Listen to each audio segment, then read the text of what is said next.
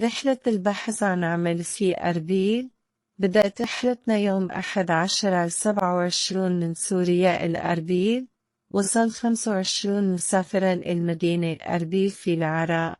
كانوا مهتمين بالعمل، وكان لديهم مختلف المهارات في أكثر من مجال مثل المطاعم والبناء وتمديد الكهرباء، والبعض لديه شهادة جامعية ولغة إنجليزية قوية.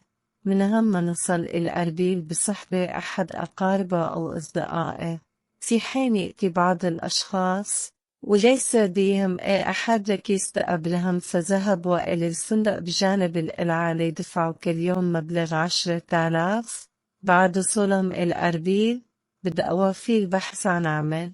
حاولوا البحث عبر الإنترنت، وكانت أكثر الإعلانات تتكلم عن مكاتب التوظيف والنصب، عندما يقولون لك ادفع 15,000 رسوم وبعدها يرسلوك لكي تذهب للمقابلة، وهكذا تعلق في أوهام ووعود.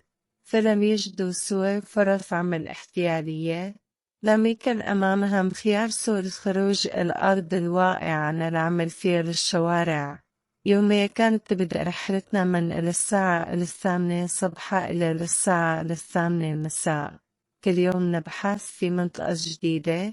نبدأ من جانب القلعة. يوجد عمل في تنظيف الفنادق، راتب $100 في الشهر، والفرص كانت معدومة. شخص واحد حصل على فرصة، ومن ثم اتجهنا إلى المنطقة عين كاوا، وبدأنا البحث في مجال المطاعم والفنادق وحتى المستودعات. ولك أغلب أصحاب العمل كانوا يسألون هل لديكم إقامة؟ الجواب لا، أوراقنا لدى المحامي. ومن ثم اتجهنا إلى شارع مول فأمير. يوجد فرصة عمل في مستودع المول، ولكنه يريدون أشخاص لديهم لغة كردية. وهناك فرصة آخر فيها المول فيها للطابق الثاني ضمن اسم المطاعم، ولكن يبحثون عن مساعد شيف في صنع بيتزا إيطالية. كان البحث عن عمل في أربيل صعبة للغاية. كانت الشوارع مكتظة بالناس، ظل صعب العثور على عمل. أيام وليال في البحث عن عمل دون جدوى.